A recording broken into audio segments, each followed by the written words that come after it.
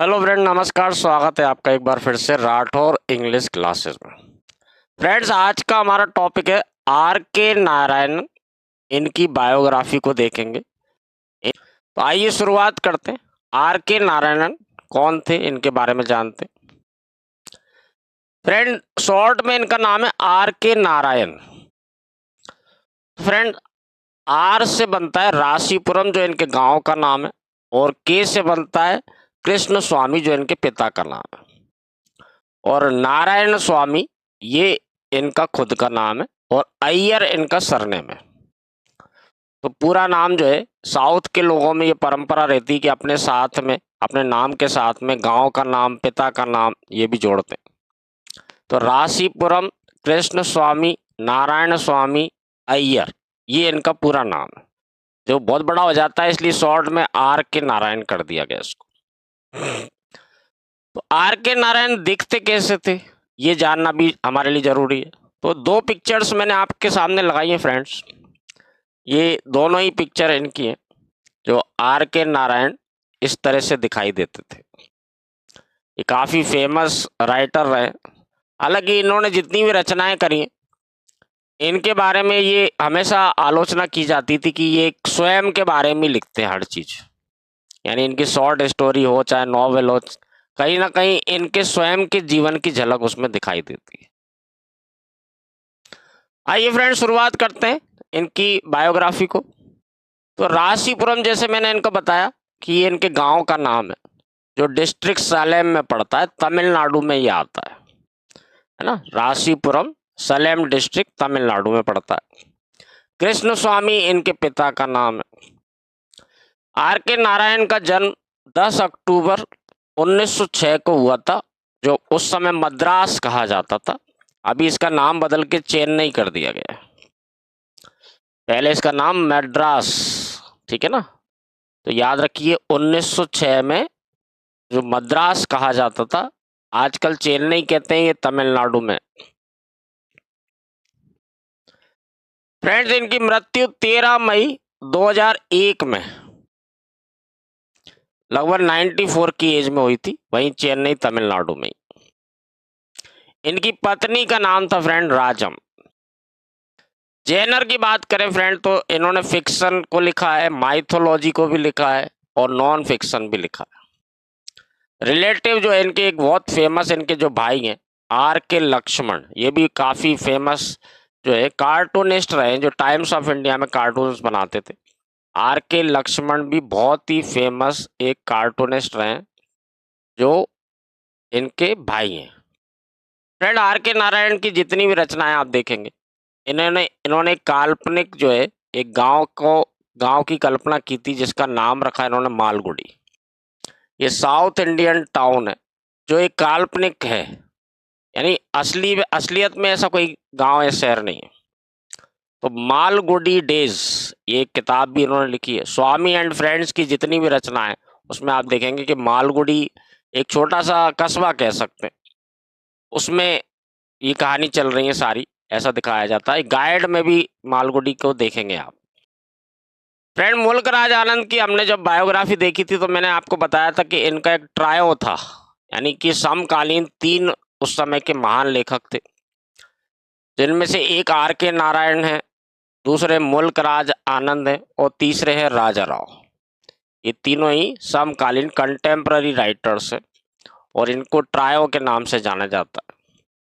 Friend, इनके पिता कृष्ण स्वामी जी के 8 बच्चे थे टोटल, जिनमें से 6 पुत्र थे और 2 पुत्रियां थी।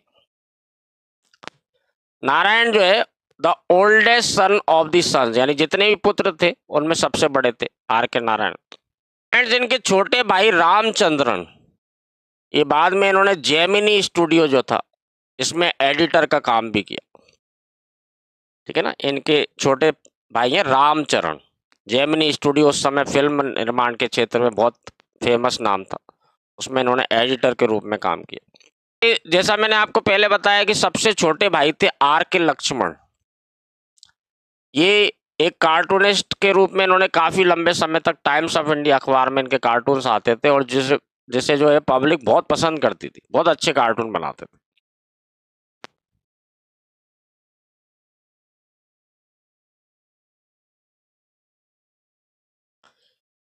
फ्रेंड्स, इनके पिता एक हेड मास्टर थे स्कूल में, और आर के नारायणन की काफ़ी सारी पढ़ाई शुरुआत की उनके स्कूल में हुई।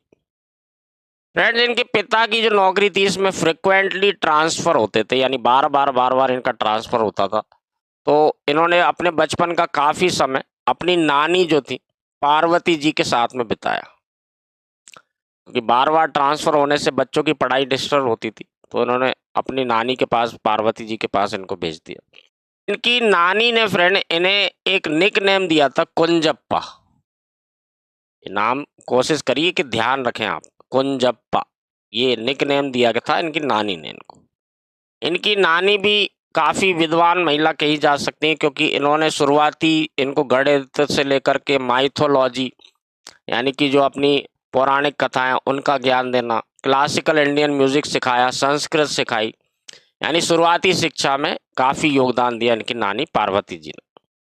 फ्रेंड, जैसा कि आप जानते हैं कि अंग्रेजों का आगमन साउथ से ही सबसे पहले हुआ था, और साउथ में आके उन्होंने स्कूल्स खोले, कॉलेज बनाए, और अंग्रेजी शिक्षा को, अंग्रेजी संस्कृति को और अंग्रेजी भाषा को बहुत बढ़ावा दिया। इसलिए साउथ के लोग इंग्लिश में बहुत जल्दी निपुण हो गए थे, इंग्लिश बोलना सीख गए थे। तो आर के लक्ष्मण ने कई बार अपने इंटरव्यू में कहा है कि हमारे घर में जब हम छोटे थे तब भी हमारे घर में ज़्यादातर इंग्लिश में ही बात करते थे, और वो इसलिए करते थे कि उनकी इंग्लिश सुधर जाए, यानी जो वो ग्रामेटिकल मिस्टेक कर रहे हैं, नए नए शब्दों को सीखना। तो इनके पिता भी पढ़े लिखे थे, हेडमास्टर थे, और घर में इस तरह का माहौल उन्होंने बनाया था कि सारे बच्चे, सारे जो परिवार के लोग हैं वो इंग्लिश में बात करते थे। इससे इनकी इंग्लिश भाषा पे बहुत अच्छी कमांड बचपन से हो गई थी। थोड़ा बड़े होने के बाद फ्रेंड ये मैसूर चले गए अपने परिवार के साथ रहने के लिए, क्योंकि इनके पिता जो थे इनका ट्रांसफ़र हो गया था द महाराजास कॉलेज हाई स्कूल में। ये मैसूर आ गए अपने परिवार के साथ रहने के लिए। इनके पिता के पास एक बहुत अच्छी लाइब्रेरी थी, यानी काफ़ी सारी पुस्तकों का संग्रह था उनके पास। तो इनकी रुचि, जैसे मैंने आपको बताया, इंग्लिश तो इनकी शुरू से ही अच्छी थी, तो इंग्लिश की किताबें पढ़ना, इनकी जो खुद की लाइब्रेरी थी उसमें। इसके अलावा जो है ये स्कूल में भी काफ़ी पढ़ाई करते थे, यानी रीडिंग इनकी बहुत अच्छी एक शुरू से ही आदत रही है, और जो इनके साहित्य में आगे जाकर इनको बहुत हेल्पफुल रही। फ्रेंड, स्कूल की पढ़ाई पूरी करने के बाद इन्होंने यूनिवर्सिटी में जाने के लिए कोशिश की, लेकिन जो एंट्रेंस एग्ज़ाम था उसमें फेल हो गए, और बाद में 1 साल इन्होंने फिर घर पे ही बिताया और रीडिंग और राइटिंग पे ज़्यादा फोकस करा, क्योंकि शुरू से इनका जो रुचि थी वो लिखना और पढ़ना, ये दोनों में इनकी बहुत रुचि थी। अगले साल इन्होंने परीक्षा पास कर ली, और फ्रेंड महाराजास कॉलेज मैसूर में इनका दाखिला हो गया 1926 में। फ्रेंड्स, आर के नारायण की रुचि जो है वो साहित्य को पढ़ने में जरूर थी, लेकिन टेक्स्ट बुक वाली जो पढ़ाई कही जाए उसमें ये इतने अच्छे नहीं थे, क्योंकि जो 3 साल की डिग्री थी उसको पास करने में इनको 4 साल लग गए। आमतौर पे लोग 3 साल में कर लेते थे, क्योंकि इनकी रुचि जो है टेक्स्ट वाली पढ़ाई, जो कॉलेज के सिलेबस की पढ़ाई होती है उसमें उतनी नहीं थी, बजाय साहित्य को पढ़ने में ज़्यादा इंटरेस्ट लेते थे। जब बीए की पढ़ाई इनने पूरी कर ली तो एमए करना चाहते थे, लेकिन इनके फ्रेंड ने कहा कि तुम अगर इसी पढ़ाई में उलझे रहोगे, जो सिलेबस वाली टेक्स्ट बुक वाली पढ़ाई है, तो तुम्हारी जो रुचि है साहित्य में वो धीरे धीरे खत्म हो जाएगी। इसलिए उन्होंने जो है एमए करने का विचार त्याग दिया। फ्रेंड, इसके बाद इन्होंने स्कूल के टीचर के रूप में एक नौकरी ज्वाइन कर ली, क्योंकि पैसे की भी ज़रूरत थी। हालांकि ये ज़्यादा समय इनका मन नहीं लगा नौकरी करने में, क्योंकि प्रिंसिपल से इनकी ज़्यादा पड़ती नहीं थी। एक बार प्रिंसिपल ने इनसे कहा कि भाई तुमको फिजिकल ट्रेनिंग भी देना पड़ेगी, यानी फिजिकल टीचर जो रहते हैं, जो स्पोर्ट्स वगैरह खिलाते हैं, तो इनको वो चीज़ें पसंद नहीं आई और इन्होंने फिर नौकरी छोड़ दी। तो फ्रेंड, नौकरी करने का जो इनका अनुभव रहा उससे ये जो है हताश थे, यानी उनको पसंद नहीं आया, और उन्हें ये बात समझ में आ गई कि मेरा जीवन जो है ये नौकरी करने में नहीं गुजर सकता। तो फाइनली इन्होंने डिसाइड किया कि मैं अब लेखन पे ही ज़्यादा ध्यान दूंगा और इसे ही अपना कैरियर बनाऊंगा। इसके बाद फ्रेंड ये घर पर ही रहने लगे, और पूरा ध्यान इन्होंने साहित्य में, अपने जो भी रचनाएं थी उनको करने में लगाया। इनका जो पहला प्रकाशन हुआ friend a book review of development of maritime laws of 17th century England, इस नाम से प्रकाशित हुआ था इनका पहला रचना। उन्होंने लोकल इंग्लिश न्यूज़पेपर और मैगजीन जो निकलते थे उनमें ओकेशनली जो है लोकल इंटरेस्ट की स्टोरीज वगैरह लिखना शुरू किया। जैसा मैंने आपको बताया कि साउथ में काफ़ी सारे लोग इंग्लिश बोलना बहुत जल्दी सीख गए थे, बजाय जो है जो हमारा मध्य भारत है, इस साउथ में कई न्यूज़पेपर और मैगजीन छपा करते थे इंग्लिश में। तो ये लोकल इंटरेस्ट की छोटी छोटी कहानियाँ उसमें लिखना शुरू कर दिया इन्होंने। हालांकि फ्रेंड इस तरह की कहानियों को लिखने से इनका जो है आर्थिक रूप से कोई बहुत बड़ा फायदा नहीं होता था। जो पहली कमाई इनकी हुई थी वो केवल 9 रुपये, है ना, 9 रुपये और 12 आना, उस समय आना चलते थे, 1 रुपये में 16 आना होते थे। तो केवल इतनी सी कमाई हुई थी, 9 रुपये और 16 आना। हालांकि ये भी एक बड़ी रकम होती है आज के ज़माने के हिसाब से तुलना करें तो, लेकिन ये उतना सफिशिएंट नहीं था कि इतनी कमाई से वो अपना पालन पोषण कर सके, घर चला सके। फ्रेंड्स 1930 में आर के नारायण ने अपना पहला नॉवेल लिखा, स्वामी एंड फ्रेंड्स। हालांकि ये जो शॉर्ट स्टोरी कलेक्शन लिखा था स्वामी एंड फ्रेंड्स, इनका मजाक उड़ाया गया इनके अंकल के द्वारा, और जितने भी पब्लिशर्स के पास गए उन पब्लिशर्स ने भी ये कहा कि इसमें कोई दम नहीं है, ये ज़्यादा अच्छी चीज़ नहीं है, छापने लायक नहीं है।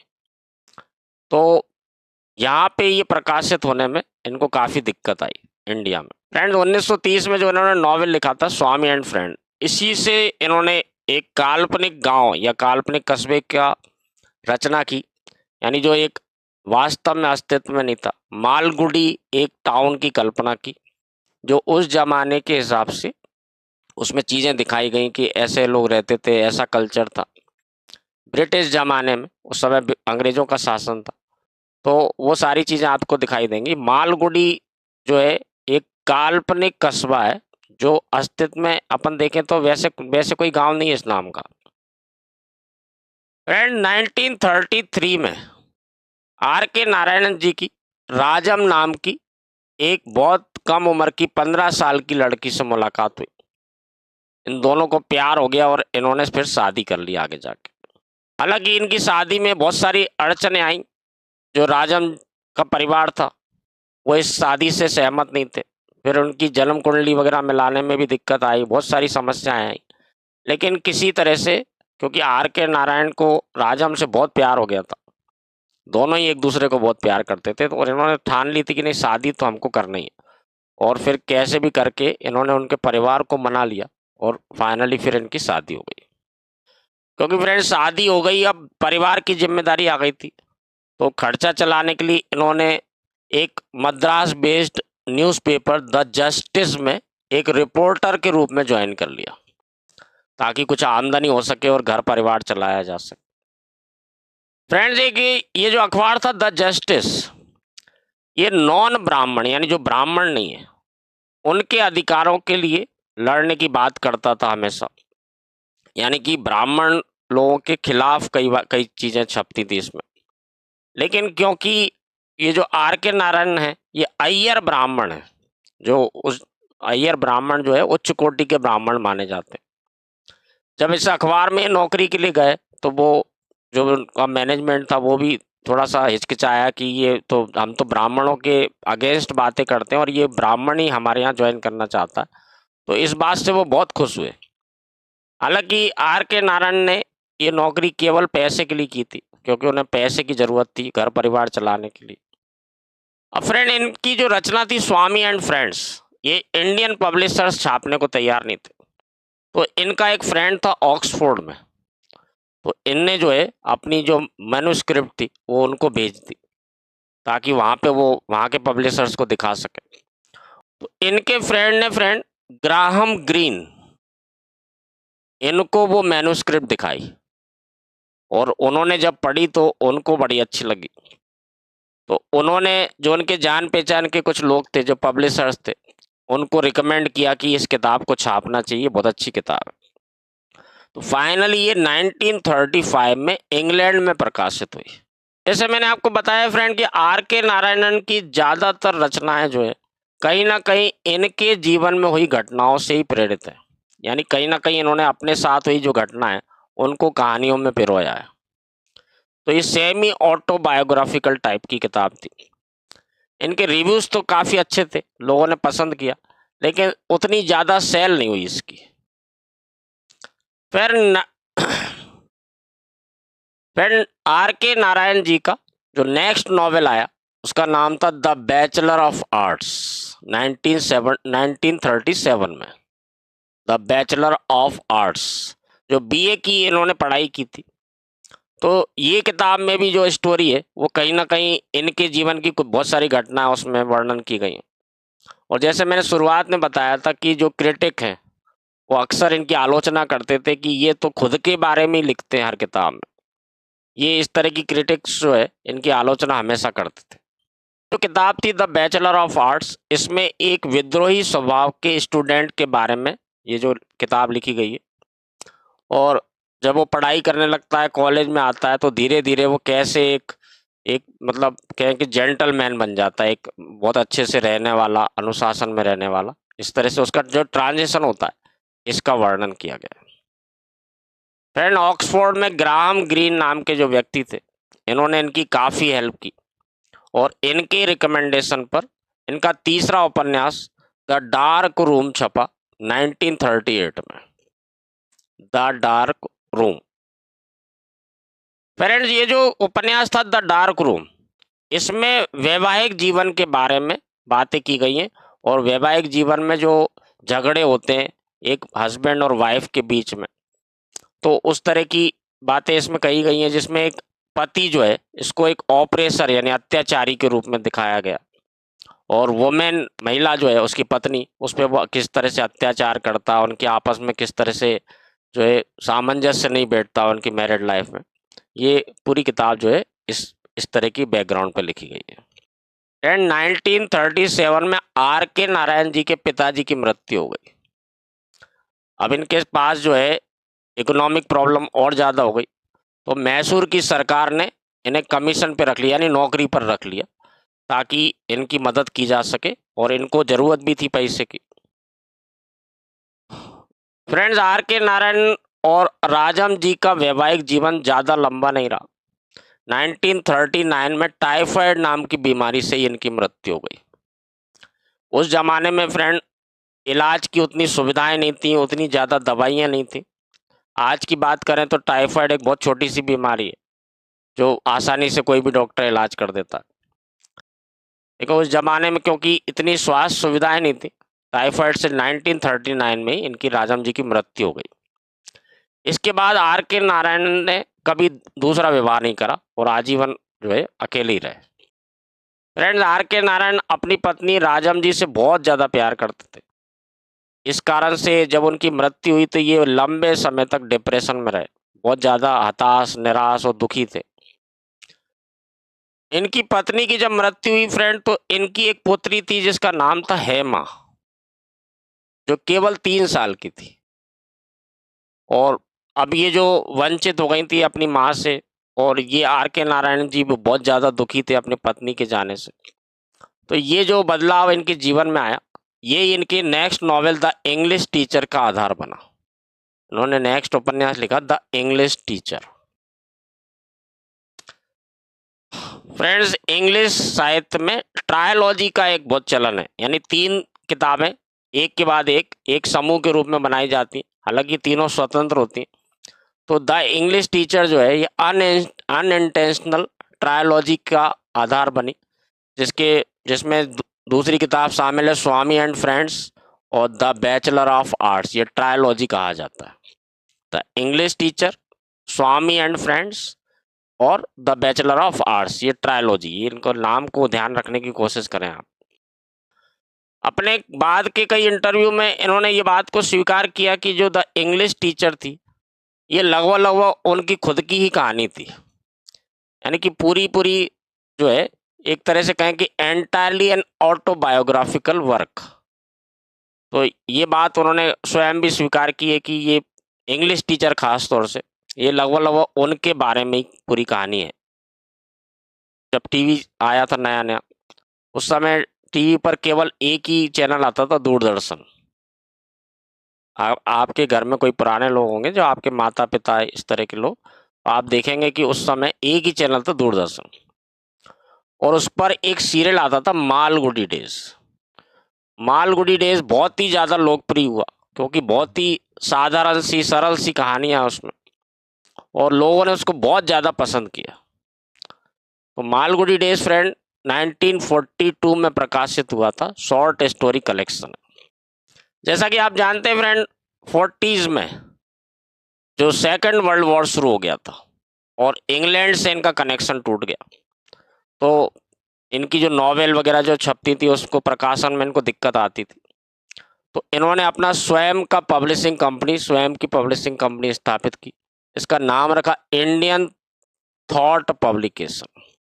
ये स्वयं का प्रकाशन संस्थान इन्होंने शुरू किया। ये पब्लिकेशन इनका काफ़ी सक्सेसफुल हुआ, लेकिन इन्होंने अपना ध्यान जो है लेखन में ही लगाना ज़्यादा श्रेष्ठ समझा। फ्रेंड, नारायण ने जेमिनी स्टूडियोज के लिए मिस मालिनी नाम के एकमात्र स्क्रीन प्ले को लिखा है। इसके अलावा इनने कोई स्क्रीन प्ले नहीं लिखा। इसे काफ़ी पसंद किया गया और आगे जाके इस पे एक फीचर फिल्म भी बनी। इनकी अगली रचना है फ्रेंड मिस्टर संपत, और ये जो है इनकी मॉडिफाइड अप्रोच को दिखाता है। यानी इन्होंने जो इसके पहले जितनी भी कहानियाँ नॉवेल्स वगैरह लिखे थे उससे काफ़ी अलग इसमें जो है चित्रण किया गया है पात्रों का। इन पर अक्सर आरोप लगते थे कि केवल अपने बारे में, अपने ऑटोबायोग्राफी के बारे में, यानी अपने जीवन पे हुई घटनाओं के बारे में ये लिखते हैं। इसलिए इन्होंने थोड़ा सा अलग ढंग से सोचना शुरू किया, मिस्टर संपत को लिखा, और इसके बाद जस्ट थोड़े समय के बाद ही उन्होंने एक और किताब लिखी, द फाइनेंशियल एक्सपर्ट। ये 1951 में ऐसा कहा जाता है कि one of the most original works of fiction है। ये one of the most original work of fiction कहा जाता है क्योंकि ये काफ़ी अलग अप्रोच थी जो जिस तरह की चीज़ें ये लिखा करते थे, और ये मास्टरपीस कहा जाता है आर के नारायण का, यानी सबसे अच्छी किताबों में से एक है। फ्रेंड्स, इनका जो अगला उपन्यास आया उसका नाम था waiting for the Mahatma. Waiting for the Mahatma क्योंकि इनका जो जीवन काल है उस समय देश आज़ाद नहीं हुआ था, और फिर ये देश आज़ाद हुआ, धीरे धीरे इनके सामने ये सारी घटनाएं चल रही थी, महात्मा गांधी जी के आंदोलन चल रहे थे, तो काफ़ी प्रभावित थे। नेचुरल सी बात है, उस समय सभी लोग महात्मा गांधी जी से बहुत प्रभावित थे। तो इन्होंने ये उपन्यास लिखा वेटिंग फॉर द महात्मा। ये मालगुडी में महात्मा गांधी आए हैं ये कल्पना की गई, और एक काल्पनिक विजिट है, ठीक है ना, काल्पनिक विजिट है कि महात्मा गांधी जो है ये मालगुडी में आते हैं। तो ये इस तरह की रचना। फ्रेंड्स, आर के नारायण चूंकि इनकी शुरुआती किताबें इंग्लैंड में छपी थी, तो धीरे धीरे ये पूरे यूरोप में और अमेरिका तक पहुंची। इनकी ख्याति बढ़ती चली गई यूरोपियन कंट्रीज में। 1956 में रॉक फेलर फेलोशिप के लिए ये यूएस गए थे, अमेरिका में, और इसी दौरान इन्होंने द गाइड, ये एक बहुत ही फेमस नॉवेल है इनका, जिसके ऊपर एक फिल्म भी बन चुकी है, आगे हम उसके बारे में बात करेंगे। तो ये गाइड की रचना 1956 में जब यूएस गए थे, उस दौरान रॉक फेलर फेलोशिप के लिए यूएस गए थे, उस दौरान ये लिखने में आई। उसके बाद फ्रेंड इनका इंग्लैंड जाना भी हुआ, और वहाँ पर ये अपने मेंटोर ग्राहम ग्रीन से पहली बार मिले। ग्राहम ग्रीन ही वो व्यक्ति थे जिन्होंने इनकी किताब छपवाने में सबसे पहली बार मदद की थी, स्वामी एंड फ्रेंड्स, क्योंकि इंडियन पब्लिशर्स कोई भी छापने को तैयार नहीं था। तो ग्राहम ग्रीन से ये मिले, उनका धन्यवाद दिया, और ये इनकी पहली मुलाकात हुई ग्राहम ग्रीन से। फ्रेंड, जो गाइड किताब इन्होंने लिखी थी इसके लिए इनको साहित्य अकादमी पुरस्कार 1958 में मिला था। द गाइड किताब जो है, उपन्यास जो है, ये इतना प्यारा उपन्यास है, इतना कहेंगे दिल को छूने वाली किताब है। इस पे एक फिल्म बनी थी जिसमें मुख्य कलाकार थे देवानंद, वहीदा रहमान, और इसको जो डायरेक्ट किया था देवानंद के भाई थे विजय आनंद। इसका म्यूजिक फ्रेंड इतना मधुर है कि आज भी इसको सुना जाता है। तो म्यूजिक डायरेक्टर इसके थे SD बर्मन। इसमें जो गाने गाए थे मोस्टली किशोर कुमार और लता मंगेशकर ने गाने गाए। ये जानना इसलिए जरूरी है क्योंकि गाइड हमारे सिलेबस में है फ्रेंड। और आर के नारायण को वास्तविक कहें तो वास्तविक रूप से जो आम भारतीय है वो गाइड पिक्चर आने के बाद ही आर के नारायण को जानने लगा। क्योंकि जो इंग्लिश लिटरेचर या इंग्लिश की जो नॉवेल्स हैं, इंग्लिश की किताबें, ये हमारे भारत में हर जगह नहीं पढ़ी जाती, बहुत कम ही लोग हैं। अभी की बात करें तो फिर भी पढ़ने लगे, उस जमाने में तो बहुत ही कम लोग पढ़ते थे। यानी इतनी एजुकेशन ही नहीं थी, इतनी लिटरेसी नहीं थी कि हर व्यक्ति इंग्लिश पढ़ सके। लेकिन गाइड पिक्चर आने के बाद हर कॉमन व्यक्ति, हर आम भारतीय जो है वो आर के नारायण का नाम जानने लगा। फ्रेंड, जैसे मैंने आपको बताया यूरोप और अमेरिका में इनकी प्रसिद्धि बढ़ती ही जा रही थी और इन्हें an honorary member of the American Academy of Arts and Letters चुना गया। American Academy of Arts and Letters ये साहित्यकारों की एक संस्था है, इसमें इन्हें ऑनररी मेंबर चुना गया। द AC बेंसन मेडल भी जीता उन्होंने, जो रॉयल सोसाइटी के द्वारा, रॉयल सोसाइटी ऑफ लिटरेचर के द्वारा दिया जाता। 1980 में आर के नारायण जी को राज्यसभा का सांसद भी बनाया गया। आपको ध्यान होगा कि जब हमने खुशवंत सिंह की बायोग्राफी करी थी तो उसमें ही मैंने आपको बताया था खुशवंत सिंह जी भी एक प्रोमिनेंट राइटर्स थे, उनको भी राज्यसभा का सांसद बनाया गया था। इनकी काफ़ी उम्र हो चुकी थी फ्रेंड उस समय तक और बीमार पड़ने लगे थे, तो ये वापस आ गए चेन्नई अपनी पुत्री के परिवार के साथ समय बिताने के लिए। और अपना अंतिम समय उनको ऐसा लग रहा था कि उनका जो है ये जीवन काल के जो आखिरी समय वो अपने परिवार के साथ बिताना चाहते थे। फ्रेंड, 13 मई 2001 में इनकी चेन्नई में 94 इयर्स की उम्र में मृत्यु हो गई। आइए फ्रेंड, अब अवार्ड्स एंड ऑनर्स को एक बार और देखते हैं क्योंकि ये सवाल कई बार पूछे जाते हैं। तो साहित्य अकादमी अवार्ड मिला इनको द गाइड मूवी के लिए 1958 में, ये मैं अभी हाल ही आपको बता चुका हूँ। रिपीट करना इसलिए अच्छा रहता है कि ये चीज़ें आपको याद हो जाती हैं।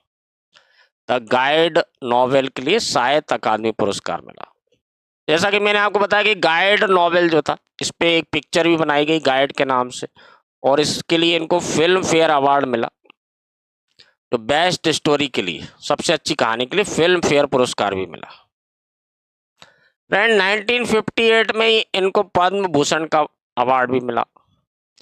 द AC बेंसन मेडल मिला, जैसा कि अभी मैंने आपको बताया था ब्रिटिश संस्था के द्वारा दिया जाता था, ब्रिटिश रॉयल सोसाइटी के द्वारा। Honorary member of the American Academy of Arts and Letters, ये भी हम देख चुके हैं कि ये इनको दिया गया था, ऑनरेरी मेंबरशिप दी गई थी।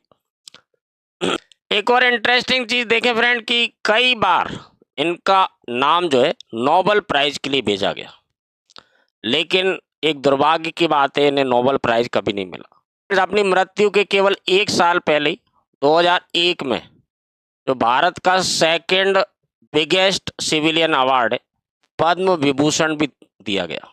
ये award friend second highest civilian award है, यानी दूसरा सबसे बड़ा पुरस्कार है जो सिविल लोगों को दिया जाता है। पहले नंबर पे जो है भारत रत्न आता है, दूसरे पे आता है पद्म विभूषण और तीसरे नंबर पे आता है पद्म भूषण। ये फ्रेंड इनके कामों को एक बार फिर से देखते हैं ताकि बार बार सुनने से आपके दिमाग में ये पूरी तरह से बैठ जाएंगे। सबसे पहले आया था 1935 में स्वामी एंड फ्रेंड्स, ये जैसे मैंने आपको बताया कि ये इंग्लैंड में छपा था ग्राहम ग्रीन के रिकमेंडेशन पे। इसके बाद 1937 में the bachelor of arts, the dark room 1938 में, द इंग्लिश टीचर 1945 में, मिस्टर संपत 1948 में, द फाइनेंशियल एक्सपर्ट 1952 में।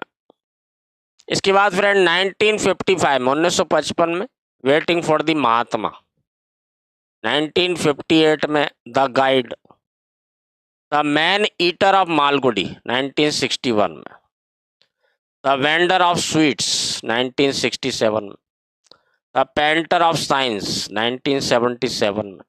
नेक्स्ट देखिए friend a tiger for Malgudi in 1983, talkative man 1986, the world of Nagaraj 1990 में, बार बार सुनिए, कोशिश करिए कि लिख लीजिए ताकि याद रहे, ठीक है ना। क्योंकि जब हम इतने सारे राइटर्स और पोइट को जब पढ़ेंगे तो जब पढ़ते समय तो हमको ऐसा लगता है कि इसमें है ही क्या, लेकिन जब बहुत सारी चीज़ें आपके दिमाग में इकट्ठी हो जाएंगी तो कई बार आप कंफ्यूज हो सकते हैं। जब एक क्वेश्चन आएगा और उसके 4 ऑप्शन आएंगे और उसमें पूछा जाएगा कि फलानी रचना किसकी है, या इनमें से कौन सी रचना आर के नारायण की है, इनमें से कौन सी रचना विलियम वर्ड्सवर्थ की है।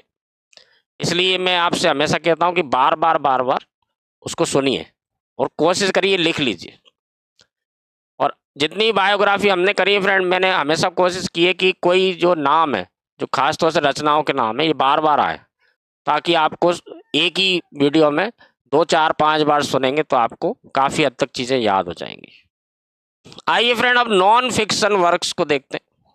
तो इसमें आ जाता है नेक्स्ट संडे 1960 में इंडियन थॉट पब्लिकेशन से छपा था। माय डेटलेस डायरी 1960 में, माय डेज 1974 में, और रिलक्टेंट गुरु इन 1974 में। ये नॉन फिक्शन वर्क्स हैं इनके। कुछ और रचनाओं को देख लेते हैं friend. The emerald route, a winter's nightmare, a story teller's world, the writerly life, और मैसूर इन 1944। मेरी कोशिश ये रहती है कि जितने भी प्रमुख रचनाएं किसी भी राइटर या पोइट की, कम से कम एक बार तो आपकी नज़रों के सामने आ जाए। तो क्योंकि देखिए, भविष्यवाणी कोई नहीं कर सकता कि ये क्वेश्चन आएगा, फलाना क्वेश्चन आएगा। अगर कम से कम एक बार भी हम उसको देख लेंगे तो कहीं ना कहीं वो चीज़ हमारे दिमाग में रह जाती। हो सकता है परीक्षा में वो आपके लिए बहुत हेल्पफुल हो जाए। फ्रेंड्स, इन्होंने माइथोलॉजी में भी लिखा, यानी धार्मिक ग्रंथ भी लिखे, धार्मिक पुस्तकें लिखी, जिसमें से एक है गॉड्स, डेमन्स एंड अदर्स 1964 में। द रामायण को लिखा 1973 में। इसके बाद फ्रेंड इन्होंने द महाभारत को भी लिखा 1978 में। शॉर्ट स्टोरी का जो कलेक्शन जो इनका बहुत ही ज़्यादा फेमस है, मालगुडी डेज 1942 में। इसको जरूर ध्यान रखिए, मालगुडी डेज। फ्रेंड्स, मैं उम्मीद करता हूं कि आपको आर के नारायण जी के जीवन से जुड़ी सारी चीज़ें बहुत अच्छे से समझ में आ गई होंगी। इनकी सारी रचनाओं के बारे में भी मैंने आपको बताया। आई होप कि आपको ये सारी चीज़ें अच्छे से समझ में आ रही होंगी। यदि आपके मन में फिर भी कोई डाउट है, आप कुछ पूछना चाहते हैं, तो कभी भी कमेंट्स करके पूछ सकते हैं। Thank you very much. आज की वीडियो में इतना ही करेंगे।